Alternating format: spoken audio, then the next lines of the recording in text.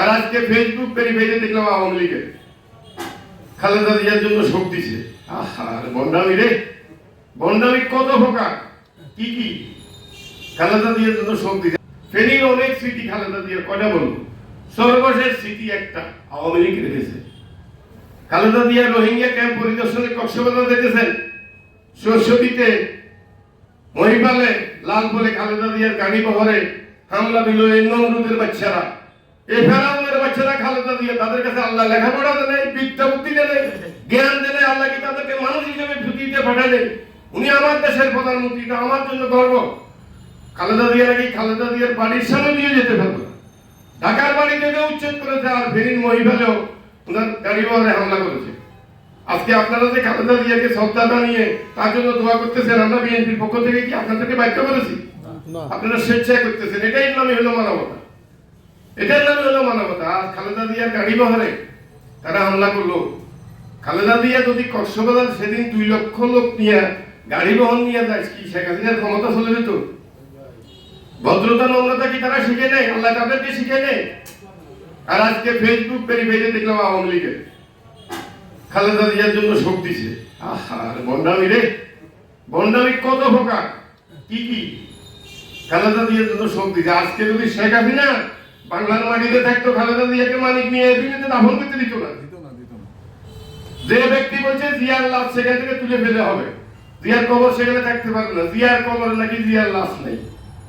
একজন দায়িত্বশীল একটা দলের বড় দলের সভানেত্রী হয়ে সে এই ধরনের উচ্চারণ করছেন, মানসিকভাবে খালেদা জিয়ার পরিবারের প্রতি এত অত্যাচার করেছেন। একটা ছেলে বিদেশে মারা গেছে, স্বামীরা, তারপরও তার মনোবল ছিল যে আমার কেউ নয়, আমার সাথে আমার দেশের মানুষ আছে, এই দেশ থেকে আমি কোথাও চলে যাব না। এই ধরনের তীব্র কণ্ঠে কোন নেতা বক্তৃতা দিতে পারেন। এত কিছুর পরও তিনি কোনোদিন বিচলিত হন নাই, মনোবল হারান নাই। আর ফেনীর কথা বলবো, আপনারা তো সাংবাদিকেরা আছেন, আমি দেখেছি যখনই প্রধানমন্ত্রী ফেনী আসতো সাংবাদিকেরা সার্কিট হাউসে যেত, ওনার সাথে চা সেন্টারে মিলিত হতো, মত বিনিময় সব হতো, ফেনী চেম্বারের নেতারা যেত, ব্যবসায়ী নেতারা যেত, সবার জন্য উন্মুক্ত ছিল। অমুক লোক আওয়ামী লীগ করে, অমুক লোক জামাত করে, অমুক লোক জাতীয় পার্টি করে। কি খালেদা জিয়া কাউকে সাক্ষাৎ দেন নাই? অবশ্যই দিয়েছেন, মানুষের কথা শুনেছেন। আর ফেনী আপনি দেখেন, এখন আমার আগে রহিম ভাই সদল বলল যেসব 2-3টা কাজ বাকি আছে, যেমন লালপুরের মৃত্যু ভাগ, বিশ্ববিদ্যালয় সহ আরো কয়েকটা কাজ, এটা ঠিকই আমাদের অন্তরে ছিল। আল্লাহ যদি বিএনপিকে এদেশের মানুষ যদি আবার রাষ্ট্র ক্ষমতা আবার সুযোগ দেয়, খালেদা জিয়াকেও প্রধানমন্ত্রী হবে, এই দাবিগুলো আমরা উপস্থাপন করবো বলে উনি ফেলে দিবেন, অবশ্যই দাবিগুলো। কিন্তু দুর্ভাগ্য আল্লাহ ওনাকে নিয়ে গেলেন। এখন কে হয়, আমরা কার কাছে যাবো, কোথায় যাবো? ফেনীবাসীর একটা গর্বের ধন। আমরা আগামী দিনে কি বলবো, কত বছর বলবো, আমরা কি আর ফেনীকে প্রধানমন্ত্রী পাবো? কত অন্যরা নিবে, আমাদের দলে হোক যে দলের হোক। ফেনীর জন্য তো এটা ছিল একটা বটবৃক্ষ। ওই যে ফুলগাজীর একটা সাক্ষাৎকারের কথা বললেন, গুলশান কার্যালয়। আমি একদিন কাওরান বাজারে সাইদ ইস্কান্দারের অফিসে গেলাম। সাইদ ইস্কান্দারের পাশের রুমে তারেক রহমান সাহেব বসতেন। তখন আপনারা চিনেন মনে হয়, ছাত্রলীগের সাবেক সভাপতি হাবিবুর রহমান হাবিব বিএনপিকে যোগ দিয়েছে। হাবিব পেশাও বসে চা খাইতেছি, তারেক সাহেব তো ফেনীতে যে কোনো একটা সমস্যার কথা বললাম, আর আমার কয় ফেনীর ব্যাপারে মামা আছেন, আমার কাছে কেন আসছে? এই কথাটা কিন্তু মূল্যবান কথা। যদি আমি সেখানে না ঢুকতে পারতাম, এই কথাটা বলতে পারতাম, দেখি সবাই পারবে।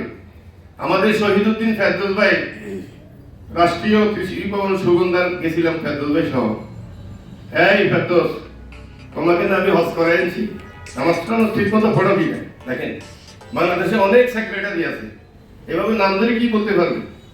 ফেনীর বিজয় তো বলতে পেরেছে। এবং ফেরদৌস ভাইকে উনি বাইকে চিনত, আমাদের হাসান ভাইকে চিনত, বেয়ার ভাইকে চিনত, অনেককে চিনত।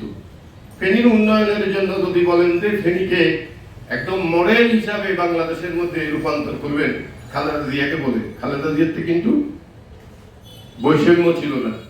যদি বলেন যে একদম ফেনী বাংলাদেশের মধ্যে ফার্স্ট না, উনি বলবেন যে আরো জেলা আছে, অন্যগুলো তো কাজ করতে হবে, এভাবে বলবি উনি করতো। তো যেগুলো বলছে এগুলো হয়নি। যেমন গার্লস ক্যাডেট কলেজ কে করেছে, ডায়াবেটিস কে করেছে, কম্পিউটার ইনস্টিটিউট কে করেছে, এই যে এখানে পাবলিক কলেজ, জিয়া মহিলা college, trauma centre, Feni circuit house সহ কিন্তু কতগুলো কাজ উনি করেছেন। যাই হোক, বাকি কাজগুলো আমরা মনে করেছিলাম, আল্লাহ আমাদেরকে সেই সুযোগ দিল না। যাই হোক, এক দরজা বন্ধ হলে আল্লাহ তো আছেন, আল্লাহ আরেক দরজা খুলে দেন। সবাই মিলে নামাজ পড়ে খালেদা জিয়ার জন্য দোয়া করবেন।